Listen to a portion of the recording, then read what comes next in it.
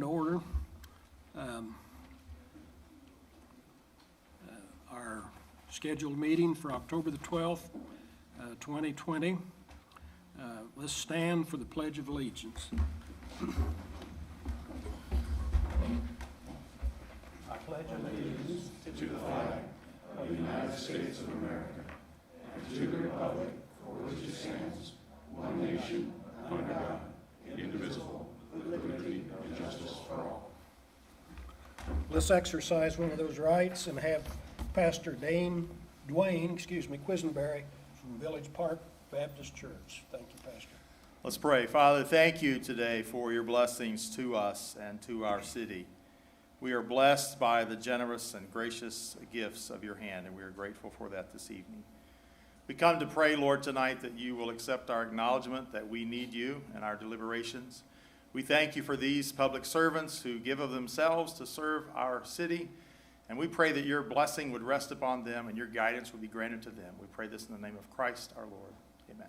Amen.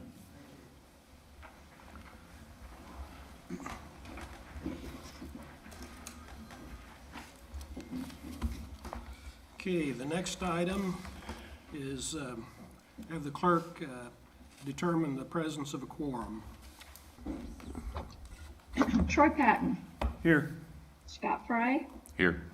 Mike Johns. Here. Cindy Spalgeric. Here. Joe Edwards. Here. Jake Gilbert. Here. Scott Willis. Here. We do have a quorum. Okay, the next item are the minutes of the September 28th meeting of the Westfield City Council. These have all been made available on the website. Do any of the councilors have any questions about the minutes as they are printed? If not, I'd entertain a motion to approve the minutes for the September 28th, 2020 meeting. So moved. Okay. So Jake- moved. Jake moves. Is there a second? Us. Okay, Troy seconds. Can we do this by voice vote? All in favor signify by saying aye. Aye. Okay, the next item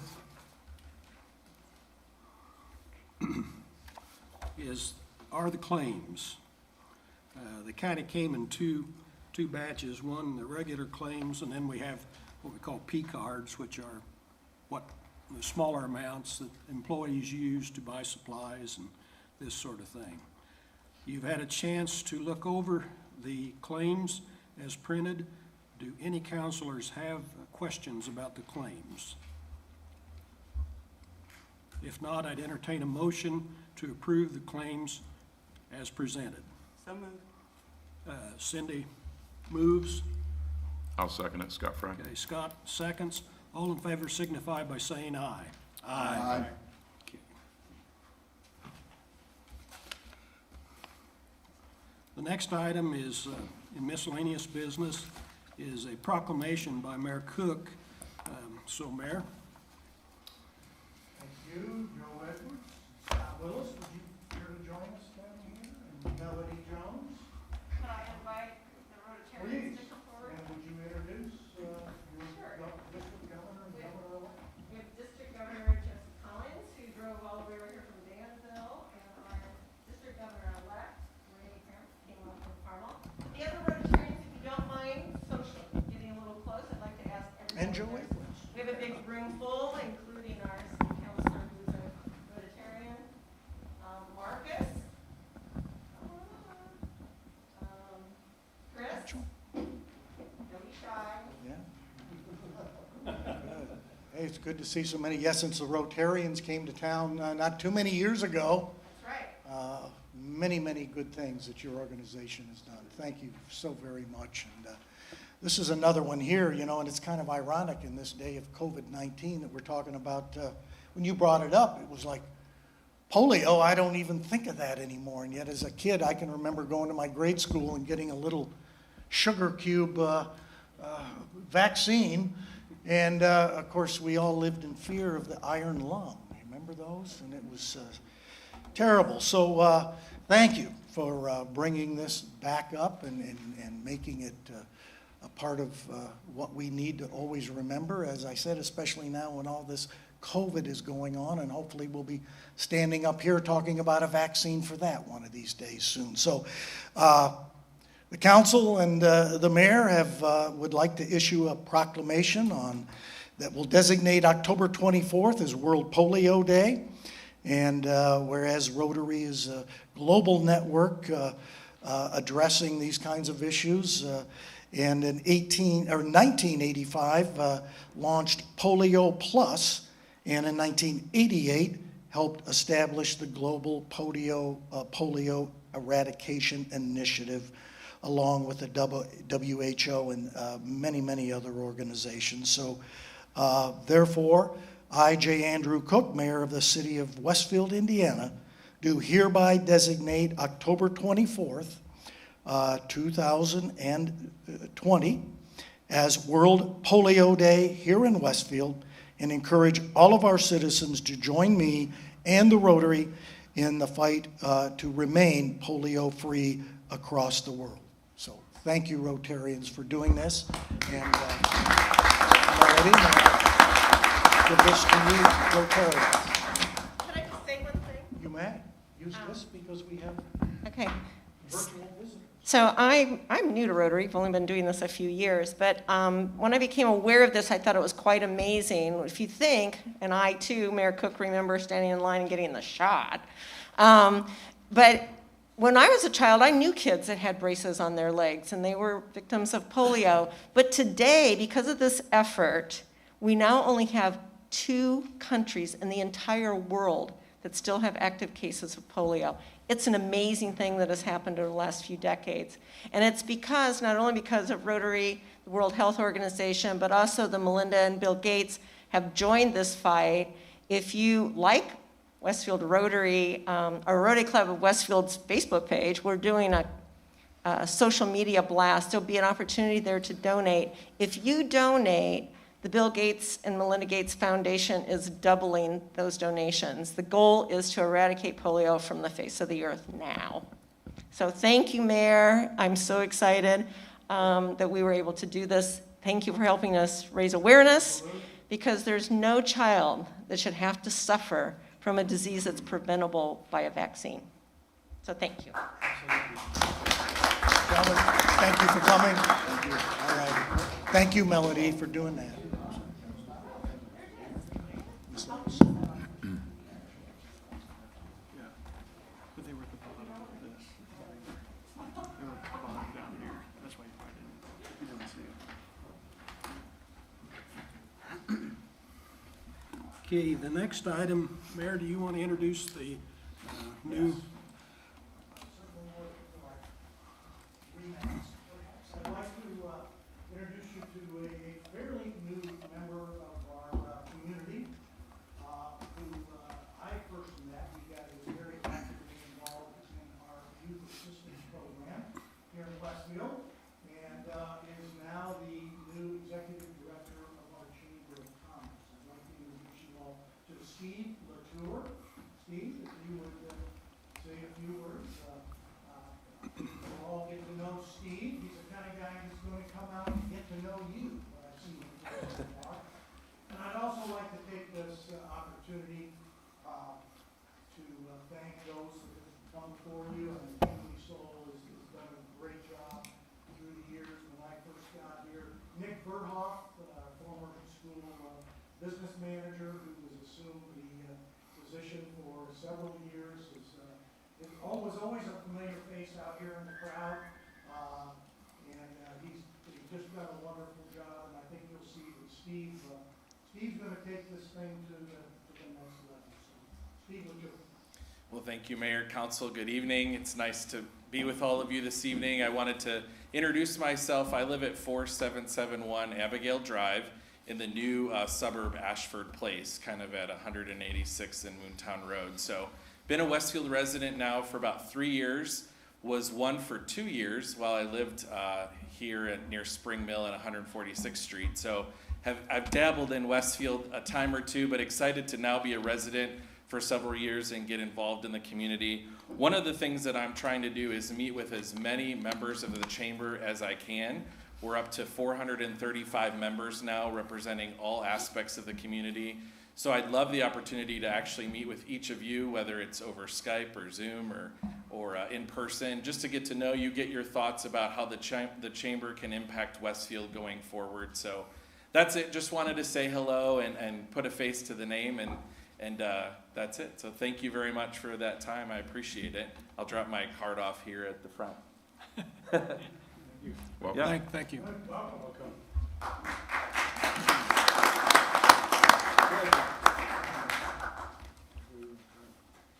Thank you.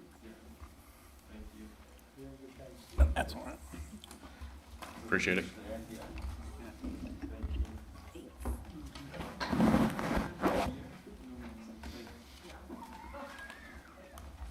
Okay, the next item of business is old business.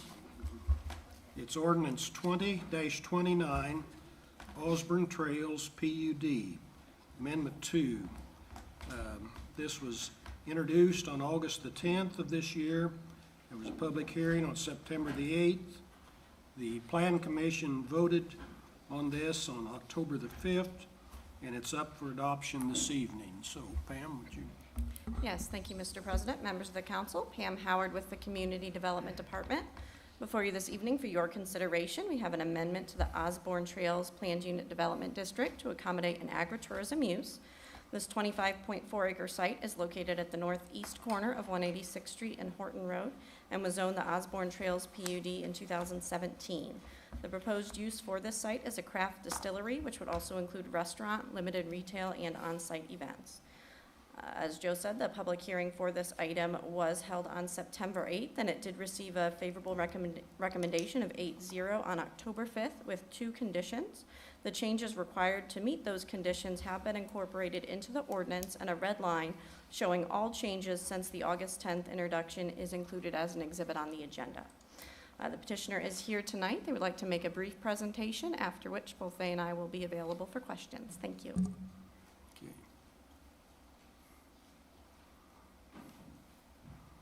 For the record, Robert David McIntyre, 16608 Hollyoak Drive, Westfield, Indiana, 46074.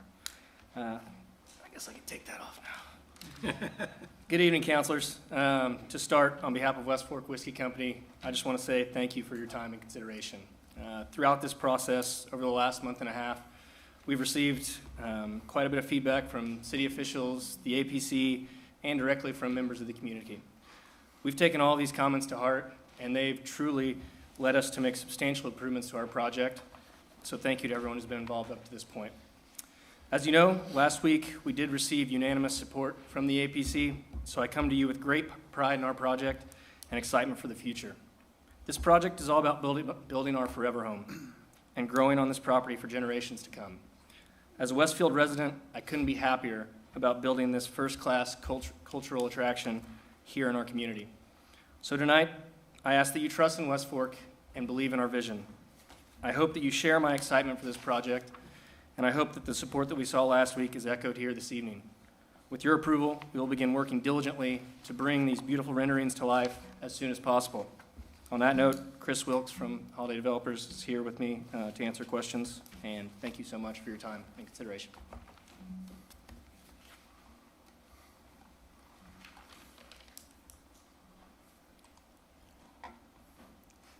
Okay, you've heard the presentation. Is there a motion on this project, to approve this project? I'll make a motion to approve. Okay, Scott Willis moves. Is there a second? Second. Okay, Jake Gilbert seconds. I would just say, I've done a little study of, I'm not much of a whiskey user at all. Quakers were shunned from that a long time ago.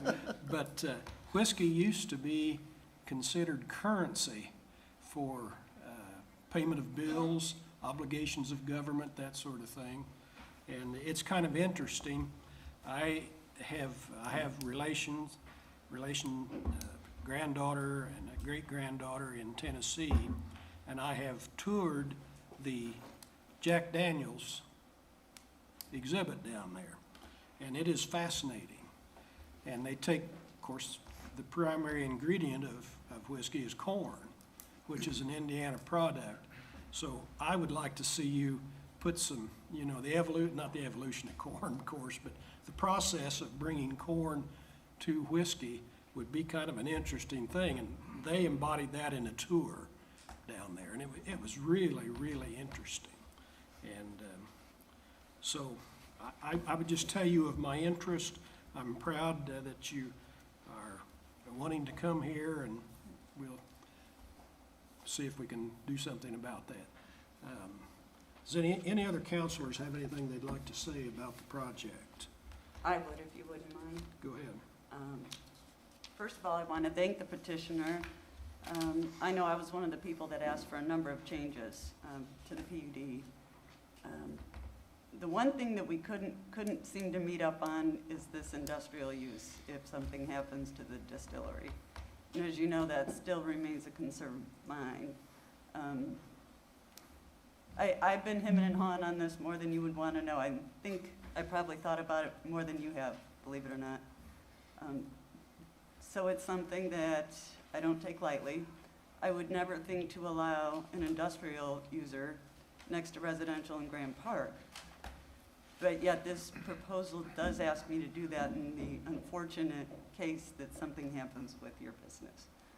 So that is still a sticking point for me, but at this point, I'm gonna have to say yes and give you that shot. And we're gonna pray that we don't see anything bad happen here, at least for me. Okay. Anybody else? Yes, Joe, I'd like to kind of piggyback on what Cindy said. Part of being on the APC is looking at zoning regulations. And the toughest issue that we faced was the fact that we were looking at an industrial use for this property. Now, it wasn't your specific project because you've got a wonderful project. I'm 100% support the project. I have since the beginning. The agritourism, I think, is going to be a tremendous asset to Grand Park. The downside to this project is what would happen in the future if something happened to your business and we had to repurpose, reuse that facility. And that was always my concern because it's in a residential local business area that really, and in our prime location at Grand Park, that really is not designed nor purposed for industrial use. That said, I mean, I'd like to really commend you on the changes that you made to the project, on the design, the change in use of the materials, just the whole project as a whole. I'd also like to thank you for the changes that you made, in which we incorporated the fact that the industrial use, whether it's light or enclosed industrial use, will be limited to the 30,000 square foot footprint of that building. So if there has to be a repurpose in the future, it will be strictly that building. The remainder of the 24 acres will defer to the local business zoning, okay? The second thing, and one of the reasons I truly support this project, and even with the downside, is that from a downside standpoint, this is an expensive building. We're looking at spending $10 million on a 30,000 square foot building, so you're spending roughly $300,000 or $300 a square foot. When I looked at all the possible businesses that could come in if something bad happened to you, most of those businesses and business lines can't afford $300 a square foot. They're going to be looking more at $65 to $70 a square foot. Your tool and die companies, your tire recap companies, those companies, your moving and storage firms, okay, they're going to be looking for more of typical commercial business. So I'm looking, if Parrish thought it should have to be a reuse purpose, I think the citizens of Westfield are in good shape because it will be high-end reuse. It would be maybe an engineering firm looking for a top-end office, or a research and development, or Baxter Labs looking for research and development areas. So I feel confident that we have limited our downside there. And so you have my support, 100% support for the project. Anybody else? I just got one quick comment. Sometimes we don't do this enough as leaders in the city, but thank you for believing in us as a city. You're a resident of this great city. You're a resident of my neighborhood, you're in my district, and I appreciate you believing in us and investing that kind of money into our community. We really do appreciate it. I read in the paper a long time ago that these guys emptied their 401Ks and their credit cards to start this business down in the city in Indianapolis. And that's quite a commitment, so they've made good on that, and I think they'll make good on this too. So, are you ready for the question? Clerk, will you call the roll? Scott Willis, Yes. Cindy Spalgeric, Yes. Joe Edwards, Yes. Jake Gilbert, Yes. Troy Patton, Yes. Mike Johns, Yes. Scott Fry. Yes. Motion carries 7-0. Good luck. Welcome. Okay, the next item, excuse me, is Resolution 20-132, the fiscal plan for ordinance 20-33, Osborne Trail Phase 5. Again, Pam, this is yours. Thank you again, Mr. President, members of the council. Pam Howard with the Community Development Department.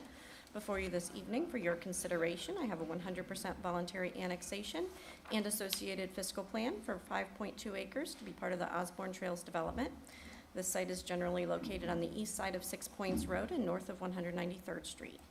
As shown in Table 5, the estimated net impact for this phase of annexation is $12,535 over the next 5 years. Public hearing for this item was held on September 14th, and it is eligible for your adoption consideration this evening. The petitioner is not present this evening, but I am available for questions. Thank you. Councilors, do you have any questions on this resolution? If not, do we have a motion for ordinance 20-132, the fiscal plan for ordinance 20-33, which will follow? So moved. Okay, Scott Fry moves. Is there a second? I'll Second.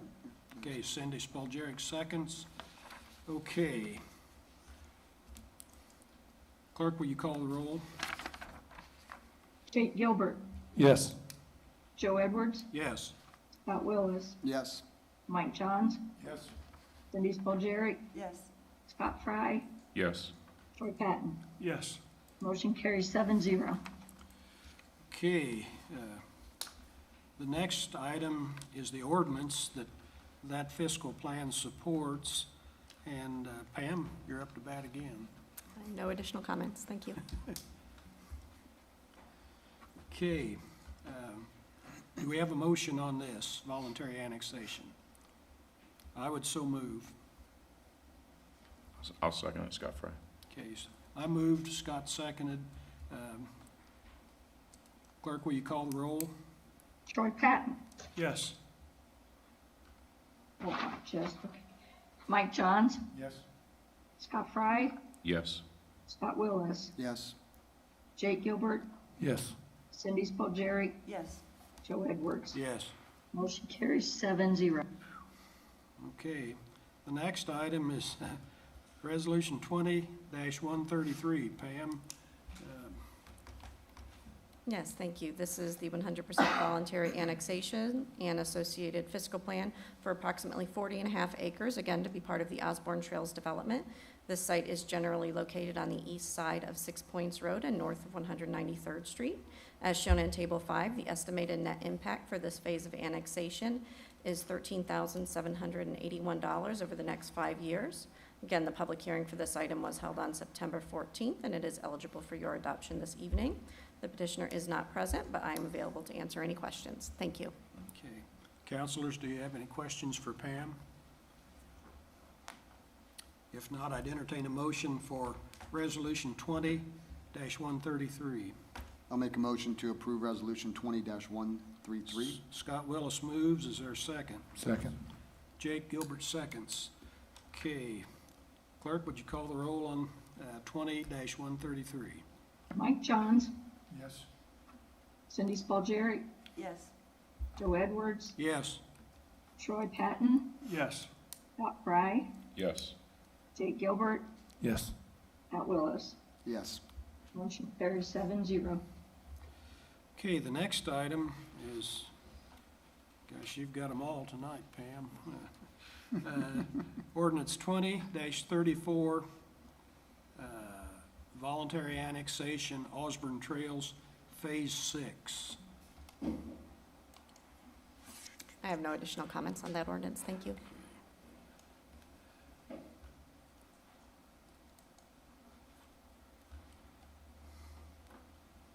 Okay, that one is,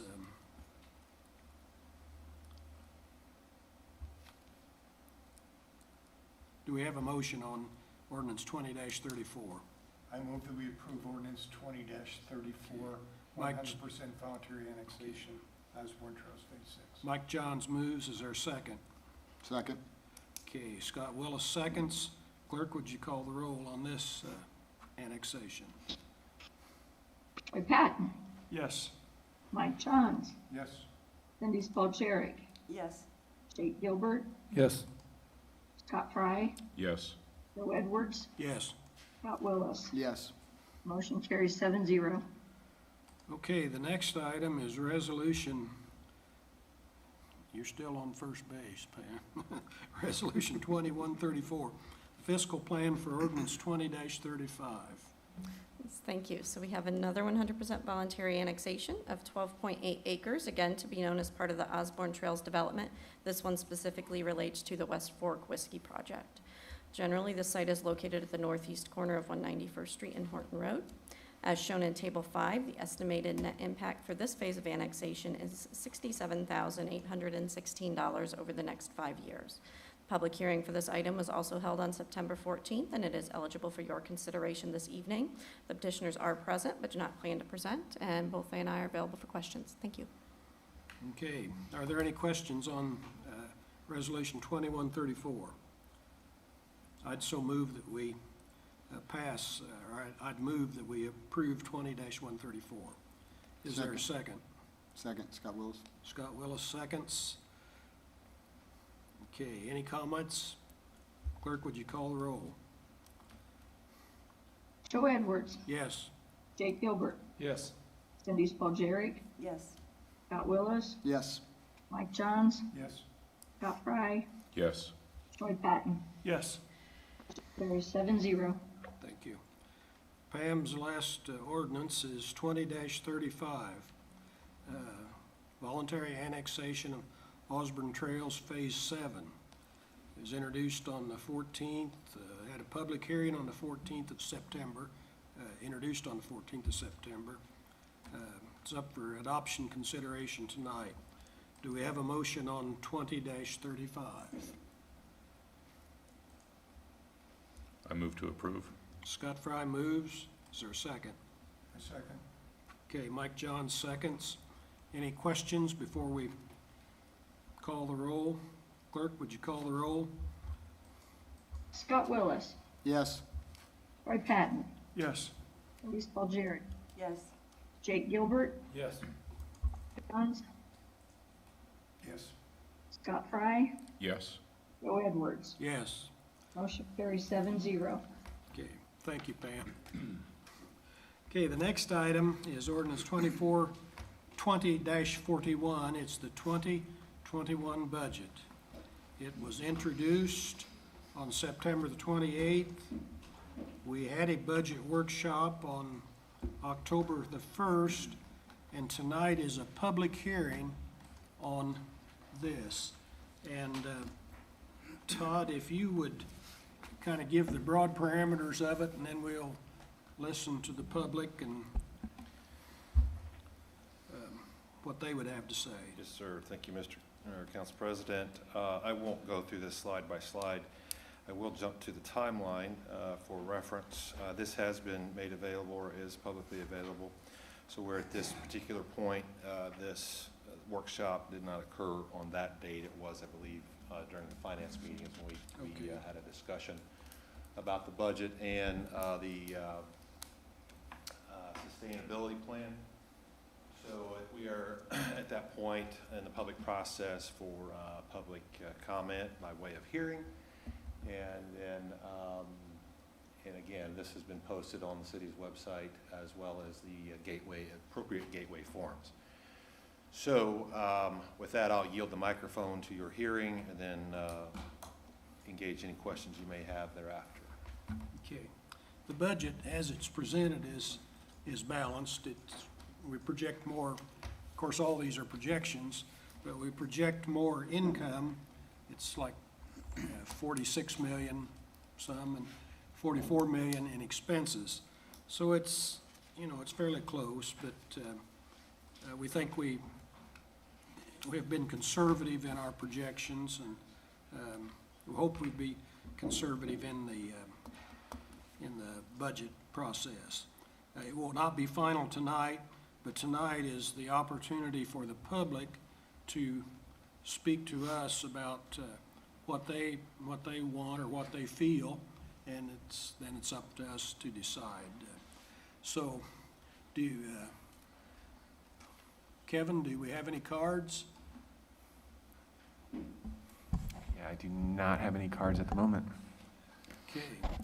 Well, members of the public, you are free to speak for 3 minutes. So is anybody, Linda Noss? I'm sorry, I didn't see any cards anywhere to fill out. So I can fill one out if you have one.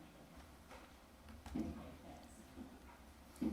Linda Nass, 1122 East 161st Street, and representing my 161st Street neighbors. I got lots of information from a lot of folks, but I only have 3 minutes, so I'll go real quick, and maybe then I can send you something that they don't open up, okay?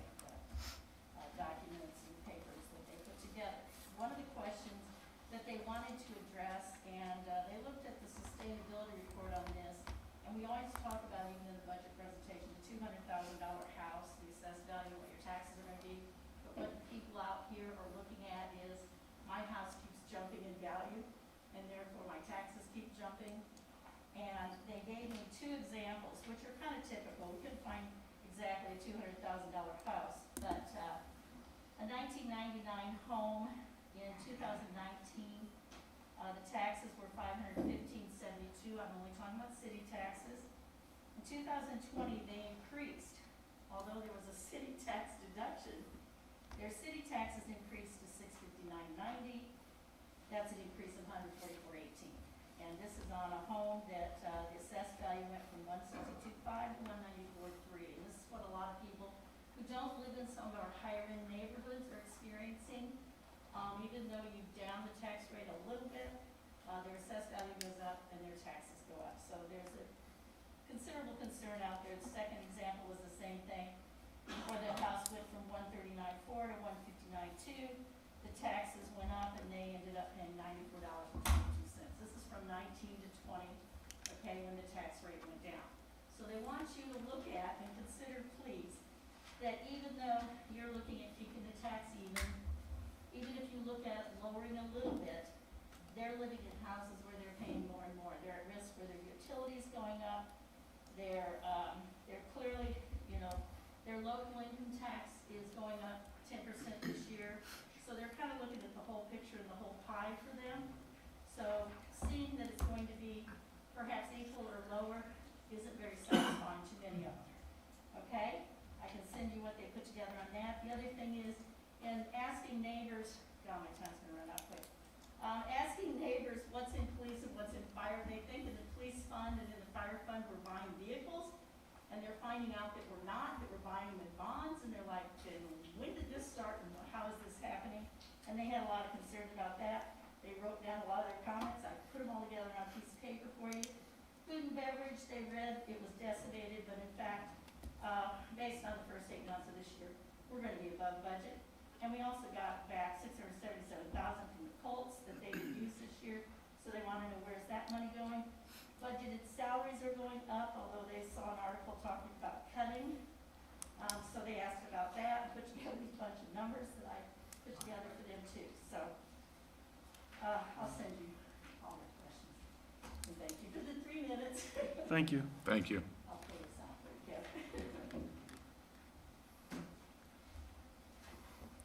Okay.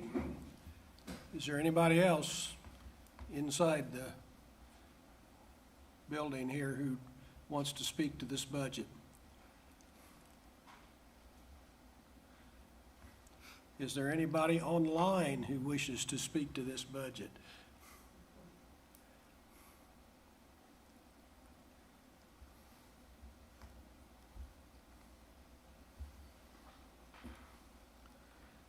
I think, hearing none, I think I'd like to call on Todd to,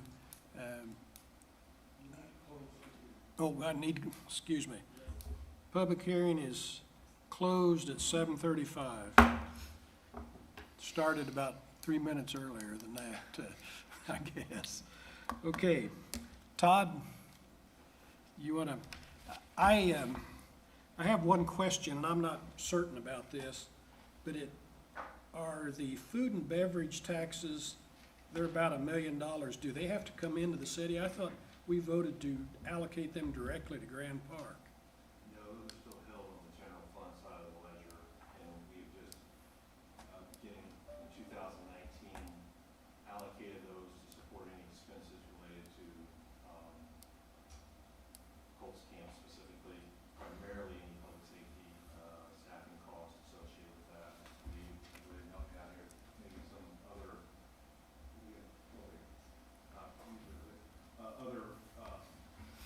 some other capital assets that associate with that. But that being said, those are held on the general fund side. They're not allocated over into any form of Grand Parks through the RDC. They're held over on the general fund side. Is that because we have to, or I don't know that, It's just from a. I don't know, I don't know I that know how they're there's- used, but. No, I don't, it was just a process, just to keep it more straightforward, because it comes into the general fund, we just post But I see it expenses. goes out the other side too. Yeah, but it's not as though it's $1 million cut to the RDC, then they have purview Okay. over it. All right, any other counselors have any questions? We're gonna have some time to work on this, if we need to fine tune any of it. Yeah, for sure. We have it slated for adoption consideration on the 26th. Right, We did discuss it in a host of things during the council finance meeting, I believe on the 1st was when it occurred. I've sent emails. I think there was a request by Councilor Fry that if groups of 3 wanted to come in and, provide more context, that offer still stands. If you still would like to do that over the next 2 weeks. I sent an email this morning. I'd love anytime this week in the morning, some. Okay. Yeah. the Anybody thing that that wants- we have to think about is the October 26th meeting will not be in this building. It can't be because they'll be voting, so, As of right now, we don't know where it is. okay. We're running into a lot of technical logical problems with having some hybrid meetings like this. Could we just go back to being remote for that meeting, since we've been doing that up to this point? Just go back to a virtual meeting for the second meeting, or? Well, we can't, depending on the location, we may come back to that. But I've asked the mayor to kind of scout out the, could we choose different day? That's kind of, Can I ask a question, just in go general? ahead, go. I mean, so, and this is just, from the email that was sent today on the GO bond, because it pertains to the budget. There seems to be just a little bit of discrepancy between what Fire was asking for on the GO bond in their narrative of the 1.4 million to the 820,000 that's actually set aside and allocated on the GO bond. What's the $600,000 difference? Are they not getting what they're I may wanting? defer to Chief on that. I think that 1.4 number is a forecasted number for next year for a ladder truck replacement. Is that correct? Okay. Well, because, yeah, I mean, I was just, I was confused. It's easy Yeah. for me to do, but because in the GEO purchase allocation, it was 820,000, but in the narrative, it said for this GEO bond, it was 1.4 Well, million. the 800,000 is consistent with the table and that chart that is Yeah. the exhibit. So I Yeah. think the narrative may just be confused as to the forward lookout. Okay. If you if you want to spend just a brief moment in time, because you and I did exchange emails today about the lit. Yeah. Greg is here to explain that, because that dynamic can get confusing when you think about public safety lit that was levied beginning of last year. There was there's been recent news articles about the distribution between Carmel and Fishers, and then the overall growth For Hamilton that County. we experienced, that it's calculated and represented in the sustainability plan. So it's a great question. I think it's worthy of some obviously a public discussion. I'd like to yield to Greg to kind of give some context as to how that has ebbed and flowed, and where we stand, that we're not in that distribution reallocation between Carmel and Fishers. That's set between those two communities. So I kind of defer here to Greg to give better context to that. Good evening. My name is Greg Garatuz. I'm president of Financial Solutions Group. And so in your sustainability, on page 163, 164, and 165, we've got all the history of the allocations that have taken place for many, many years, all the way up to 2020. We did enjoy, in 2021, we just recently got the best estimate from the state of Indiana, and our amount is up. It's up quite a bit, approximately 15%. If you recall, the Fishers and other communities used in their budgeting process, I believe, a 10% reduction, or 90%. I told you in the last meeting we did not agree with that. We did not use that in our projections. We used a flat line when I was sitting down with Cindy and we were inputting all of the miscellaneous revenues, all 100 different miscellaneous revenues. And so that is a product of our assessed valuation and our levy growing as a result of our unique law that allows us to grow higher when we were higher than the growth quotient. As I told you, in 2022, that will not be applicable, and we will go back to the standard 4.2% growth quotient and what will be used for income taxes. So keeping in mind that what we are projecting still is a 20% reduction in 2022, the allocation of assessed valuation and property taxes, there's a year lag for the allocation of income tax. So we use what we levy in 2021, and that's why in 2021 we're a little bit better off, because we were using what was levied in 2020. So in 2022, our reduction seems to be in local option income taxes. What we're experiencing, if you look at the sustainability, we're experiencing right now a decrease in revenue in MVH. Matter of fact, I showed you in the sustainability, we are likely to need in 2021 to reallocate some of our property taxes. We've advertised high so that we can do that, or otherwise we may not be able to fund streets. So we'll have to take some out of the general fund and put it in the MVH. That will hopefully take care of, plug that dike, okay? The next one we will experience is, yes, likely the decrease in 2022. I'm crossing my fingers that in Hamilton County, maybe it won't be as severe as others, like we just saw right now in 2021. But right now, that jury's still out, and that data is not available. And so it will not be available until September of next year. So we're preparing, we've been preparing in the sustainability and the revenue and spending plan for those decreases, along with, Joe, I also mentioned several of our miscellaneous revenues were decreasing. I think Cindy and I saw where maybe we had 400,000 of interest income, now we've got about 100, and we may not even get that. So Cindy and her staff and I worked through all those various things. Food and beverage appears to be the most resilient tax across the state of Indiana, seems to be holding its own, and it is deposited in a separate fund, Fund 111, I believe, and food and beverage. So But what you're projecting doesn't affect 2021 particularly, or we kept 2021 okay. specifically for LIT flat.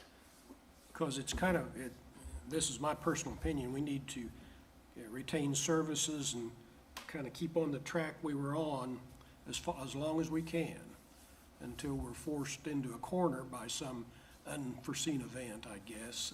I don't know what that might be, but. Well, Counselor, I think that's what we're doing on a play-by-play basis. Remember, the sustainability and revenue plan, we'll update that almost 6, 7 times throughout the year. So we're on top of it. I would also say that there's many people that are not on top of it, and that we're really staying on top of it, not only here in Westfield, but several other places. But you think that we're in pretty good shape for 2021? I really like where we're at. We are reproportioning things to stay on target. Okay. Greg, can I ask you a question? Yes, sir. So what did you initially estimate 2021 to be? 2021 to be for what? For the lit? Okay, Because I'm in the sustainability plan, but I'm on page 165. I see the 14.5 in 2020. And that article in the IBJ, I don't know if it's accurate or not, but I mean, says that we're going to get 16.8. That is the best number at this point in time. If you go to the sustainability on page 4, you'll see we used the 16 million actually it's probably, yeah, it's, let's see, 16. On page 4? The COIT is 13,207,000 in the 2021 general fund, keeping in mind we share 3.6 million with the fire fund. Okay. So we use that number in the sustainability plan. Okay, okay. In your September 24th version. Now, back in July, we were keeping it even with, when we produced this in July, we were staying flat with the 14 million. Oh, okay. Okay, so we used the 16.8 million from that art. I mean, you're saying that's what? That's what we've been using in the sustainability to keep us on course. Okay, okay. But I think it's important to note the 14, he said it kept flat, that's what the number Right. uses as foundation, planning the budget. Yeah, so that's what I was, Yeah. right. So that's what I was thinking, you know, so then we go back to the following year, the 2022, you know, if we're thinking of a 20% decrease, you know, the way I'm looking at it is, I mean, I still see things going on around here. I mean, people moving in. I mean, even though it's in arrears, we're still going to be, I mean, it's going to be hard to see a 20% decrease. I mean, look, I could be completely wrong and off base, but. I think the important thing is being conservative on the estimates and obviously being hyper-vigilant on the spend side. Yeah, that's fair. When we go and move along, we don't know what we don't know. Yeah. You've seen some recent media coverage about the budget in a news outlet. It's caused a little bit of anxiety within the organization, as I shared with you in email today, and I think Councilor Spalderic, when we spoke,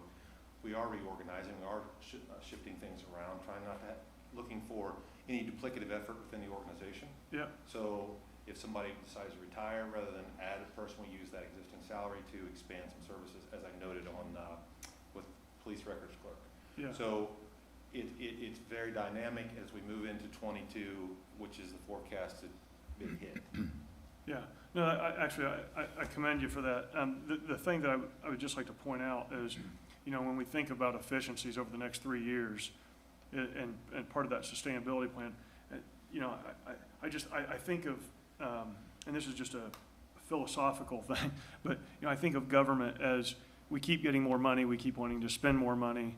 We don't look for the efficiencies. We see head counts, you know, rise by 60 people, you know, over the last so many years since we've sold the utility, just things like that. So for me, you know, I start looking at this and I say, you know, where's our efficiencies come from to the services that ultimately get to the end people, as opposed to saying, hey, we can go hire, you know, 70 more people. I mean, I know I'm making a statement. Yeah, so I think but, that what you'll find is the increase in staffing has occurred in the public safety areas, primarily as a growing community. Yeah, and I wrote that down. I think that's awesome. I mean, Yeah, and I have that's no problem always with the that. first fruit, if you will. Yeah.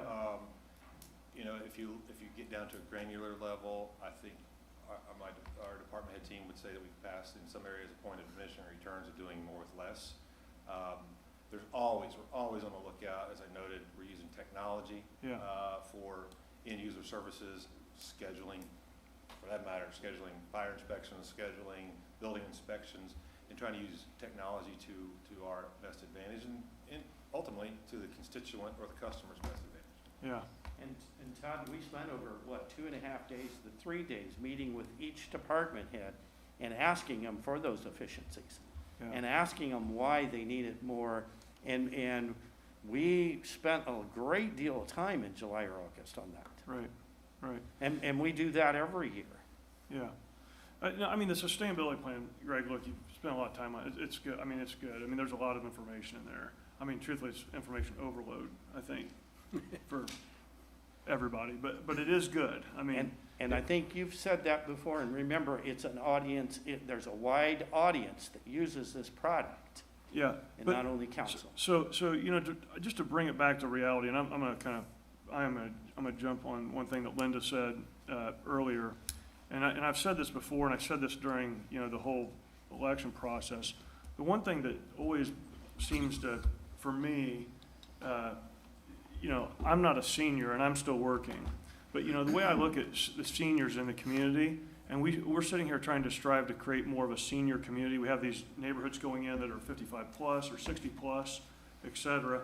You know, I mean, and I'm going to be there at some point, but I'm not there, and I'm not worried about me, but I am always worried about the people that are 55 and 65 that we say, hey, you know, look, our tax rate's flat, but you know what, your assessed value on your home just went up 8 to 10%.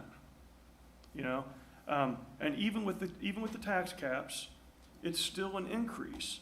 And the problem is when that increase goes beyond those COLA adjustments that those seniors are getting, whether it be a pension or Social Security or something like that. And as a Republican and a conservative, I don't like the government meddling in anything because I think they do it poorly, except for, of course, Westfield. But yeah, you're part of it now, by the way. Yeah, right, yeah. But, yeah, I'm shocking the water my feet are standing in, trust me, numerous times. But with that being said, this is why I want to go back, and I know I'm going to be jabbed for this, but you know, going back and picking up trash service for the citizens of Westfield, and I know that's hey, you know, we don't want to do it, we don't want to start something, but it's a real number that people can get back to, and especially for our senior citizens. And maybe it's only $250 a year, but that $250 a year to some people means a lot. I was just reading. I was up in Fort Wayne, and I was talking to a gentleman. We were reading about kids. Grandparents like to pay for their kids' sports and things like that. And I bring this back to this whole sports thing with Grand Park. And we had a kid that actually came in to pitch for our team this weekend. And so we started talking about these different articles. We were talking, this kid can't afford to play travel sports. His grandparents pay for him. His grandparents said that they can't afford now because they're on a limited budget. I'm not saying that that's always here in Hamilton County, right? I mean, it's not the same. But I do think, I hate to be a bleeding heart, but I mean, you know, I think about that. And I know with Jake and myself and Scott Fry, and I'm getting on a tangent here, but I don't care. So, you know, with wrestling or football, I'm happy to pay for any of those kids that want to play those sports. I mean, I really do. But I think we really need to give something back to the community, and I'm bringing this full circle because I really want to see that trash service paid for. Well, I mean, for the citizens of Westfield. A couple things there. As you know, we don't control the assessment activities. You know that. Yeah, I know, right. We also recognize what drives people to this community. Like everybody on that dais, you came here for quality of life, and there's a certain level of service that is expected in this community.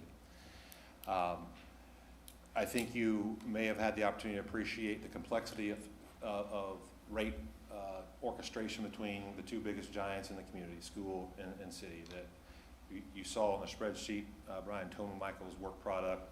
If you passed on $1 million, what does it net out to? And all the other taxing units that really don't provide direct services, indirect services, the judicial system and things like that. Like as we noted, $250,000 goes to the county, right? To your trash proposition. If we can find a way, and it's the will of this council to find a way to sustain that out of the general fund, you have that prerogative.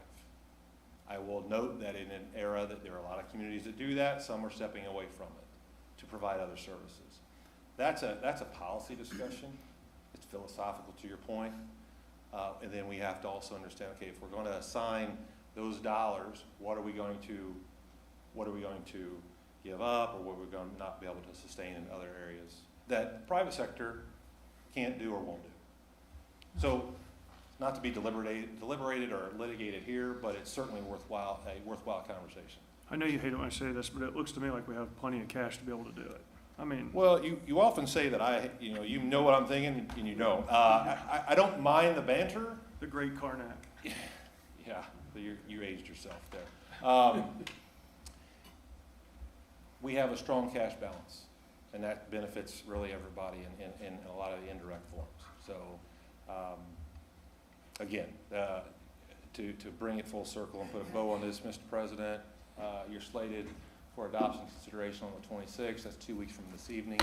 Happy to engage with anybody. I'll set up a time with Councilor Patton and myself this week to kind of go through some things. I know there's some questions about certain line items that I would appreciate the opportunity to give further context beyond an email,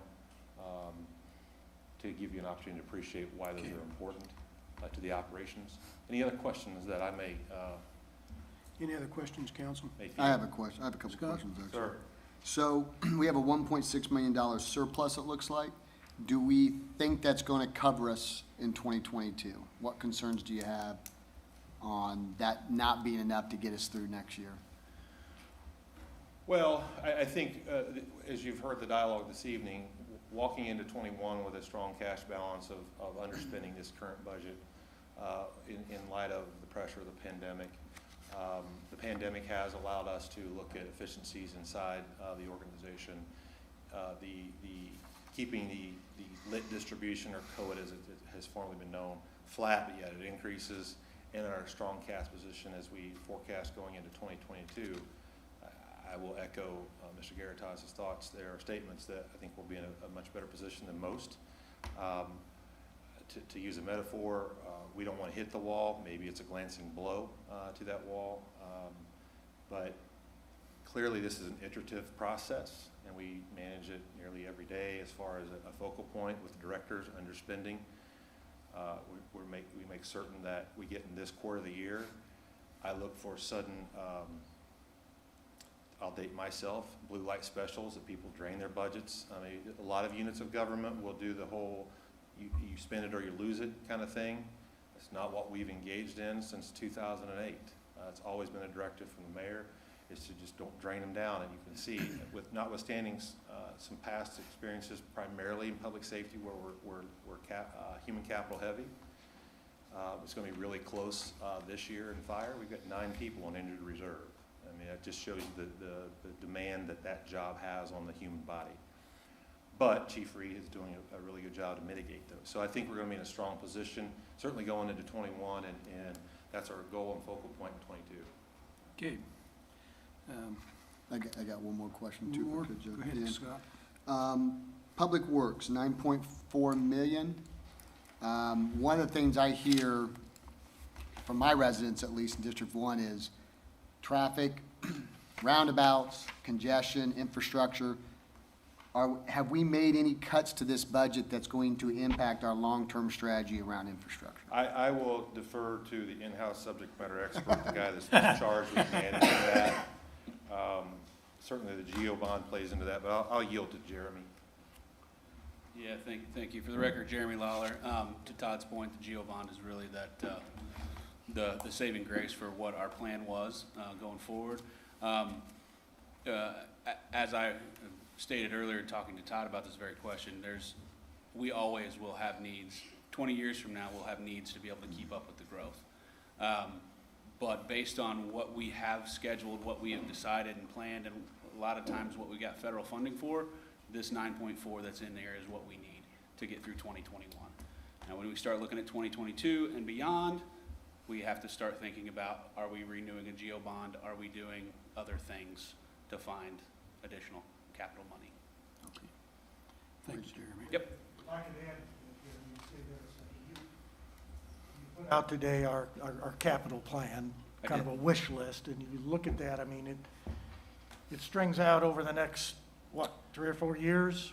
2023 is what this one goes out to. So, and there's some questions on how some of those holes are gonna be filled, but Jeremy, I think, has done a great job of staying ahead of the congestion. That's why I get a lot of people moving here from Fishers, I guess I might add.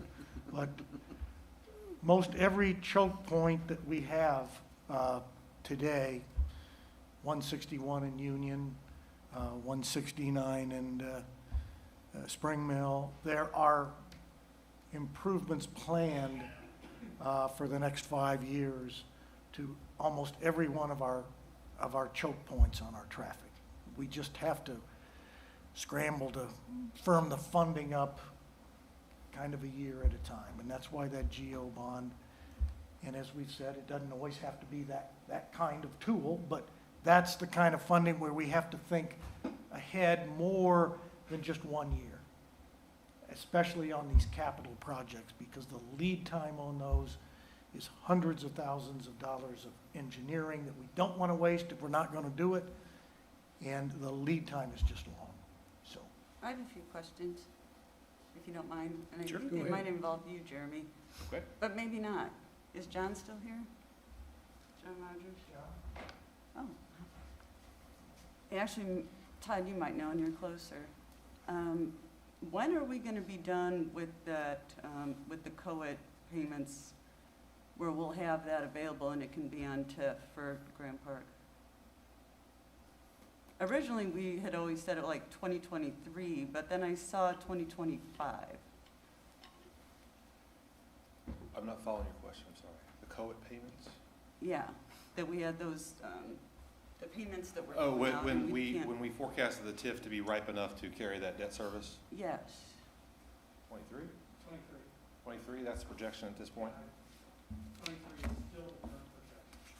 So then how much will we have then coming out of there? I mean, that we'll have available?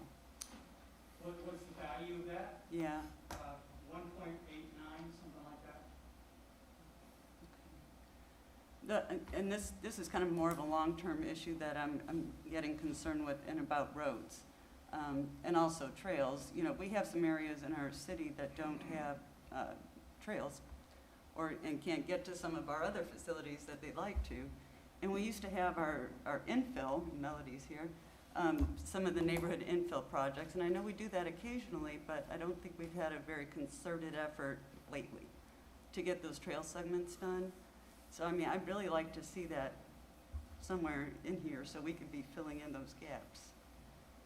And the other thing is with the roads, I'm worried. A lot of our roads came on, you know, several different time segments, if you will.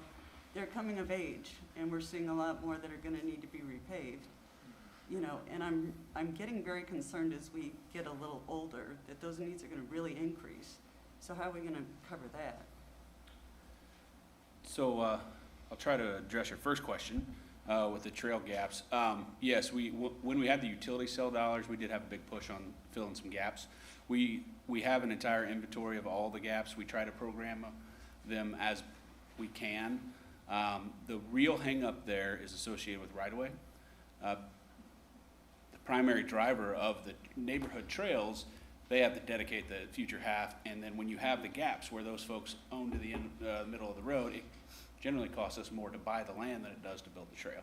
So that's why they become difficult. Not that we aren't paying attention to it, we are. We've got a couple key connections that are in design right now, specifically 156th and Union. 161st and Union will be made with the roundabout next year. 169th Street. We There's did. a small section over the J. Edwards Drain in Spring Mill Station. Yep. That would be a critical piece to add to that. It is well on our radar and planned with the 161st and Spring Mill Roundabout. However, we don't have funding for that project yet. So those are two projects that, to answer your question before, the tunnel, if we decide to do that, doesn't technically have a funding source, nor does the 161st and Spring Mill Roundabout, which solves that problem and really gets rid of the congestion, if you can call it that, there at that intersection. Those were both evaluated as TIF projects out of that Spring Mill Station TIF. Whether or not we do either of them is yet to be seen. And I think you'll see that on that asset sheet that I sent you. As far as the pavement maintenance, yes, we do our very best. We evaluate all the roads twice a year, so we have a rating system. Specifically, it's a PACER rating system. You can look it up, and it's pretty much industry standard. So Dustin Shue, our pavement maintenance engineer, he evaluates everything twice a year. That's how we put together our resurfacing plan. We have been very fortunate the last few years on two really different tools. We got the special distribution of the Lowit, which almost all went to resurfacing roads. And then they've put in place the community crossing matching grant. And we've been very successful at that as well. I think since its inception, we've gotten, all but 1 year, we've gotten at least $750,000. So we got $1 million this year, $750,000 last year. I think we skipped the second year because the state wanted to give other people some money. We could potentially get zero next year, but we are positioned as well or better than anyone in the state to do it. We were the first city to have a certified asset management program, the PACER ratings system. But long term, it's a real situation, and we can. I don't know the tools available to you guys to be able to improve the maintenance dollars, but things like road impact fees largely can't go to resurfacing neighborhoods. So some of the big revenue sources are tied to other things, capital improvements, if you will. So, Thank you, Jeremy.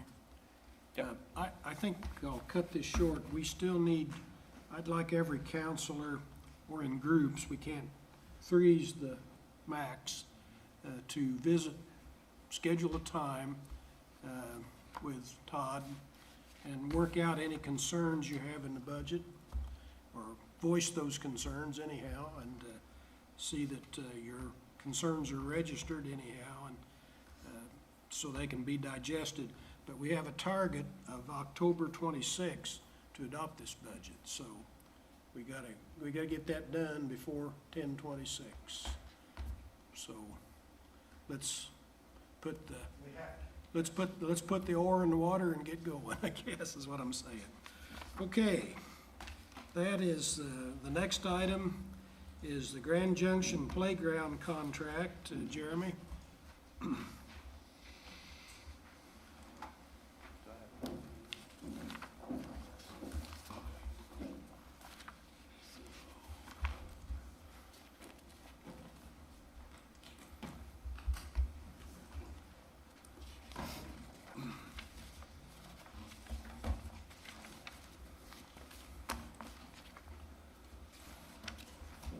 So, thank you again, Jeremy Lawler, for the record, Director of Public Works. Back in July, we engaged in the public bid process for the design, installation, and construction of the playground system that will really occupy the the northeast quadrant of Grand Junction Plaza. So we sent out the RFP. We had, I believe, 7 different designers and 15 different proposals that all came forward. We really, with the specific design criteria of we wanted an all-inclusive playground for all age groups with an emphasis on 5 to 12. We had some height restrictions for the physical structures so that we weren't dwarfing any of the other amenities throughout the park, which they were able to meet. We included the turf safety surface. I don't know if you guys spend any time on our playgrounds, but the new safety surface is really nice. It's like an artificial football field with 3 inches of foam underneath it. So kids fall, it's much safer for them. And then we also wanted to integrate some lighting so that we could keep the playground open in the evening times when we have events or whatnot. So this will be the only nighttime playground that we have throughout the city. And then we additionally gave them the restriction of $600,000 for the playground. All in included installation, design, and materials. So with that, we selected the compound designs you can see here. There is a very large component that is geared heavily toward the 5 to 12 age group. And we've got a couple little smaller kid areas on both ends of that. They also were required to keep the color pattern as neutral as possible and try to incorporate some natural tones to go with the limestone and other things that are going in the park. So as you can see here, they have what replicates some blades of grass. The ropes are all natural colored, and then we have plenty of climbing and otherwise things to do. As I said before, we gave them a $600,000 budget. When we were originally contemplating this a year or so ago, we were working toward a $750 was what we thought it was going to take to occupy this space. We were fortunate to get it at $600. After selection, we did some additional value engineering, was able to partner with our electrical contractor and save a little bit of money and then add a couple additional features and bring that price down a little bit further. So the contract that is before you today is for $592,678 for the all-in cost associated with the Grand Junction Playground. And this is a park impact fee project.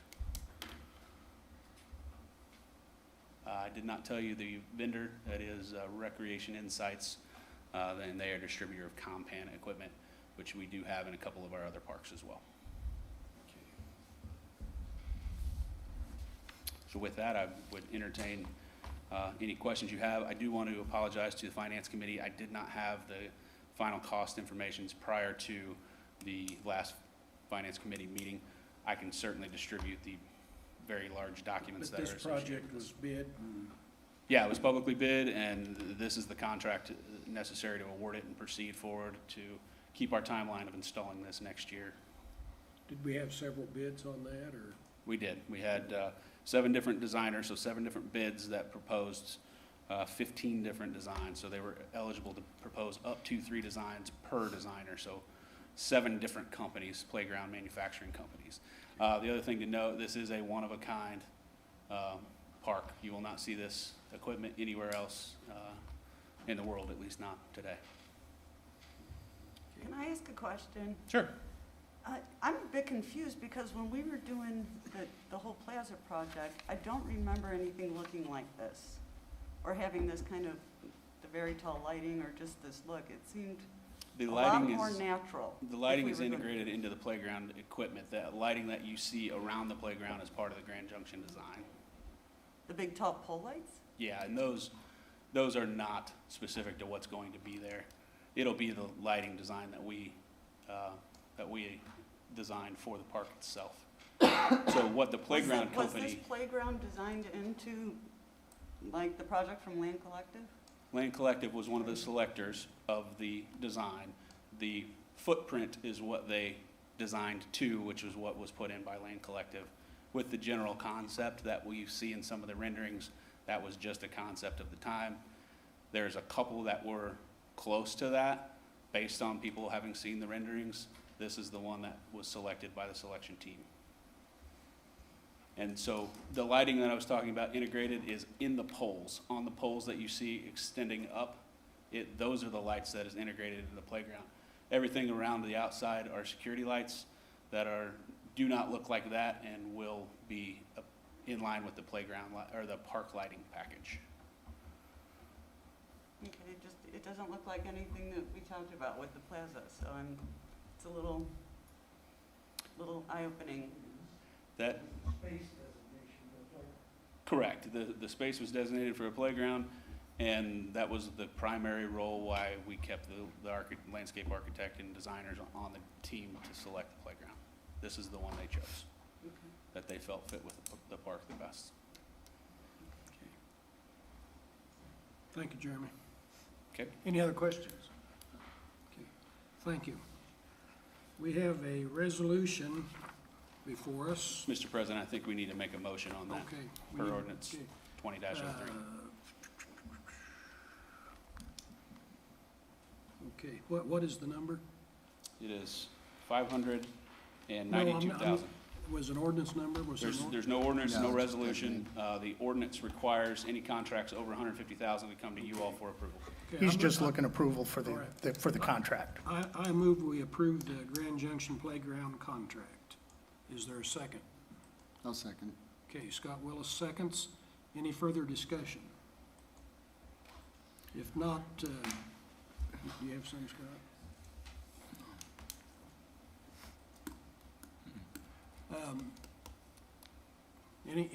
Any further discussion? Okay. Clerk, would you call the roll, please? Jake Gilbert, Yes. Scott Willis, Yes. Joe Edwards, Yes. Cindy Spaltieri, Yes. Troy Patton, Yes. Scott Fry, Yes. Mike Johns. Yes. Thank you. Motion carries 7-0. Okay, now we're ready for Resolution 2138.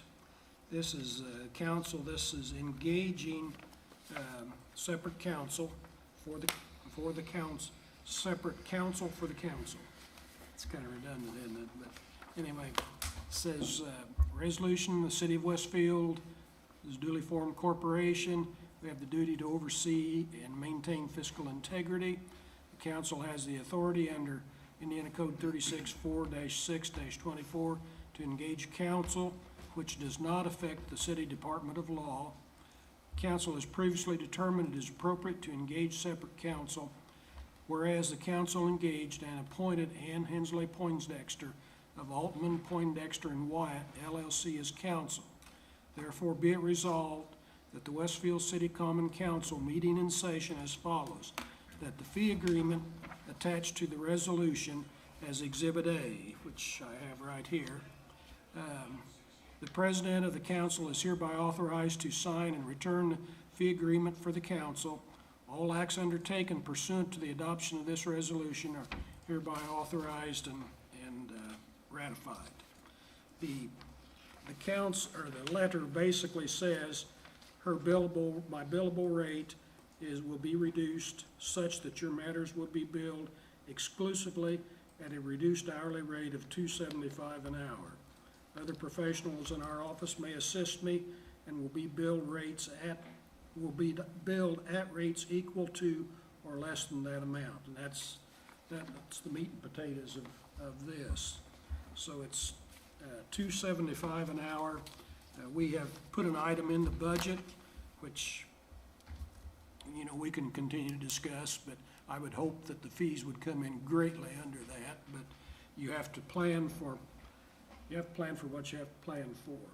So I would entertain a motion that we adopt this resolution. I make a motion to approve Resolution 20-138. Okay, Troy Patton moves. Is there a second? I'll second it. Okay, Scott Fry seconds. Is there any discussion? The only thing I would say, Joe, and you and I talked about this over the phone earlier in the week, because we are paying Brian on a retainer basis, I hope we don't lean on Ann for everything we need done legally, but only when we need maybe a second opinion on maybe something we're trying to do or want to do, to save the taxpayers as much. I'd kind of like to have double that bill as we funneled can. through me if we can, so that we can maintain have a bridle on it, I guess is the right way to say it. Yeah. So that we don't do everything. I know we've got some things that we want done before the end of the year. Scott's got some ordinances an ordinance at least, that I think needs further work, and so I would ask Ann to work on that, but I think they're already working on his other ordinance that deals kind of with the plan commission and that sort of thing, so. Are there any other questions about this resolution? Okay, we got a motion seconded. Are you ready for the question? Okay, clerk, would you call the roll? Mike Johns, Yes. Scott Fry, Yes. Troy Patton, Yes. Cindy Spalgeric, Yes. Joe Edwards, Yes. Dick Gilbert, Yes. Scott Willis. Yes. Motion carries 7-0. Okay. Now, the last item is ordinance 20-42, appropriating the proceeds of the GO bonds. And Brian, that's your bailiwick. Sure, we'll do it real quick. Ordinance 20-42 is merely the required ordinance so that the $5 million GO bond can be spent, set for a public hearing and adoption at our next meeting. This is merely the introduction. Okay, the gist of this kind of was all the funds taken out of that would come before the council for, they'd be set before the council, and we would realize that that money was spent for that particular purpose. I think that's embodied in the ordinance, if I'm not mistaken, so. Okay. This tonight is just council introduction. Public hearing will be October the 26th. Any other questions? Mayor, I'll turn this over to you then. Okay. I omitted my mates, the city council. Is there anything that the city council would like to say? It's getting awful warm in here, isn't it? Yeah. Okay. With that, I'll declare the meeting adjourned.